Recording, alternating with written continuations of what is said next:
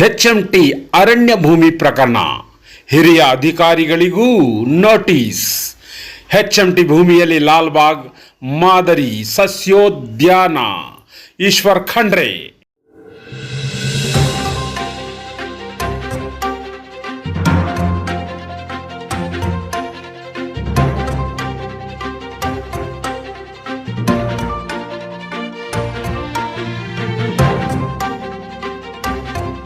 ನಿಯಮಗಳನ್ನು ಗಾಳಿಗೆ ತೂರಿ ಸಚಿವರ ಮತ್ತು ಸಚಿವ ಸಂಪುಟದ ಅನುಮೋದನೆ ಇಲ್ಲದೆ ಪೀಣ್ಯ ಜಾಲಹಳ್ಳಿ ಪ್ಲಾಂಟೇಷನ್ನಲ್ಲಿ HMT ಪ್ರದೇಶದ ಅರಣ್ಯ ಭೂಮಿಯನ್ನು ಡಿನೋಟಿಫೈ ಮಾಡಲು ಸುಪ್ರೀಂ ಕೋರ್ಟ್ಗೆ ಅರ್ಜಿ ಸಲ್ಲಿಸಿದ ಹಿರಿಯ ಅರಣ್ಯಾಧಿಕಾರಿಗಳಿಗೆ ಕಾರಣ ಕೇಳಿ ನೋಟಿಸ್ ನೀಡಲು ಅರಣ್ಯ, ಜೀವಿಶಾಸ್ತ್ರ ಮತ್ತು ಪರಿಸರ ಸಚಿವ ಈಶ್ವರ್ ಬಿ ಖಂಡ್ರೆ ಸೂಚನೆ ನೀಡಿದ್ದಾರೆ.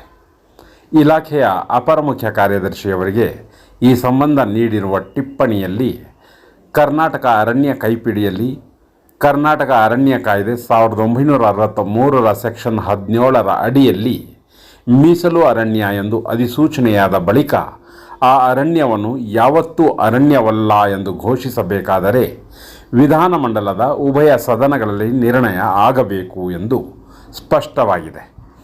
ಜೊತೆಗೆ ಕರ್ನಾಟಕ ಸರ್ಕಾರದ ಕಾರ್ಯಕಲಾಪಗಳ ನಿರ್ವಹಣಾ ನಿಯಮಾವಳಿ 1977 ಪ್ರಥಮ ಪರಿಶಿಷ್ಟದಲ್ಲಿ ಕೂಡ ಸರ್ಕಾರಿ ಭೂಮಿ ವರ್ಗಾವಣೆ ಮಾಡಬೇಕಾದ ಸಂದರ್ಭದಲ್ಲಿ ಅದರ ಮೌಲ್ಯ 5 ಕೋಟಿ ರೂಪಾಯಿಗಿಂತ ಹೆಚ್ಚಾಗಿದ್ದಲ್ಲಿ ಸಚಿವ ಸಂಪುಟದ ಅನುಮತಿ ಪಡೆಯಬೇಕು ಎಂದು ತಿಳಿಸಲಾಗಿದೆ.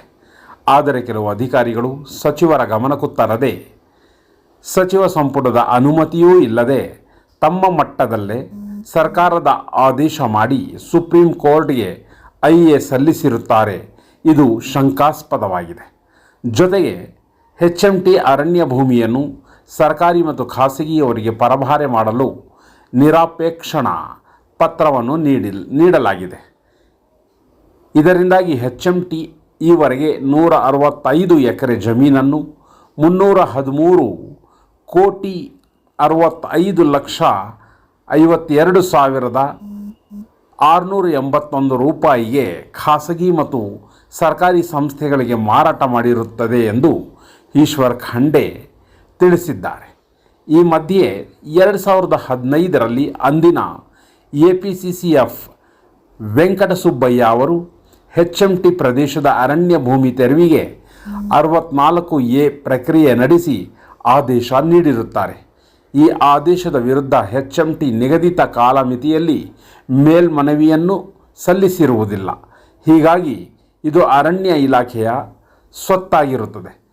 ವಸ್ತುಸ್ಥಿತಿ ಹೀಗಿರುವಾಗ ಕೆಲವು ಹಿರಿಯ ಅರಣ್ಯ ಅಧಿಕಾರಿಗಳು ಅಂದಿನ ಅರಣ್ಯ ಸಚಿವರಿಂದ ಲಿಖಿತ ಅನುಮತಿ ಪಡೆಯದೆ, ಸಚಿವ ಸಂಪುಟದ ಅನುಮೋದನೆಯನ್ನೂ ಪಡೆಯದೆ HMT ಪ್ರದೇಶದ ಅರಣ್ಯ ಭೂಮಿಯನ್ನು ಡಿನೋಟಿಫೈ ಮಾಡಲು ತರಾತುರಿಯಲ್ಲಿ ಸರ್ಕಾರಿ ಆದೇಶ ಮಾಡಿಸಿ ಸುಪ್ರೀಂ ಕೋರ್ಟ್ಗೆ ಮಧ್ಯಂತರ ಅರ್ಜಿ ಸಲ್ಲಿಸಿರುವುದನ್ನು ಅನುಮಾನಕ್ಕೆ ಕಾರಣವಾಗಿದೆ ಎಂದು ತಿಳಿಸಿರುತ್ತಾರೆ. ಈ ಹಿನ್ನೆಲೆಯಲ್ಲಿ ಅಂದಿನ ಸಚಿವರ ಅಥವಾ ಸಚಿವ ಸಂಪುಟದ ಪೂರ್ವಾನುಮತಿ ಪಡೆಯದೆ ಸಾವಿರಾರು ಕೋಟಿ ರೂಪಾಯಿ ಮೌಲ್ಯದ ಅರಣ್ಯ ಭೂಮಿಯನ್ನು ಡಿನೋಟಿಫೈ ಮಾಡಲು ಸುಪ್ರೀಂ ಕೋರ್ಟ್ಗೆ IA ಹಾಕಿರುವ ಪ್ರಕರಣದಲ್ಲಿ ಭಾಗಿಯಾಗಿರುವ ಎಲ್ಲ ಅಧಿಕಾರಿಗಳಿಗೆ ಕಾರಣ ಕೇಳಿ ನೋಟಿಸ್ ನೀಡಿ 7 ದಿನಗಳ ಒಳಗಾಗಿ ಉತ್ತರ ಪಡೆದು ಮುಂದಿನ ಕ್ರಮ ಜರುಗಿಸಲು ಪ್ರಸ್ತಾವನೆಯನ್ನು ಸಲ್ಲಿಸಲು ಈಶ್ವರ್ ಖಂಡ್ರೆ ಸ್ಪಷ್ಟ ಸೂಚನೆ ನೀಡಿದ್ದಾರೆ. HMT ಪ್ರದೇಶ ಲಾಲ್ಬಾಗ್ನಂತೆ ಅಭಿವೃದ್ಧಿ ಸುಪ್ರೀಂ ಕೋರ್ಟ್ನಲ್ಲಿ ಅರಣ್ಯ ಇಲಾಖೆ ಸಲ್ಲಿಸಿರುವ IA ಹಿಂಪಡೆಯಲು ಅರ್ಜಿ ಸಲ್ಲಿಸಲಾಗಿದ್ದು, ಈ ಭೂಮಿಯನ್ನು ಅರಣ್ಯ ಇಲಾಖೆಗೆ ಪಡೆದು ಬಳಿಕ ಇಲ್ಲಿ ಲಾಲ್ಬಾಗ್ ಅಥವಾ ಕಬ್ಬನ್ ಪಾರ್ಕ್ ಉದ್ಯಾನದ ಮಾದರಿಯಲ್ಲಿ ಸಸ್ಯೋದ್ಯಾನ ಅಭಿವೃದ್ಧಿಪಡಿಸಲಾಗುವುದು ಎಂದು ಸಚಿವ ಈಶ್ವರ್ ಖಂಡ್ರೆ ಈ ಹಿಂದೆಯೇ ಸ್ಪಷ್ಟಪಡಿಸಿರುವುದನ್ನು ಸ್ಮರಿಸಬಹುದು.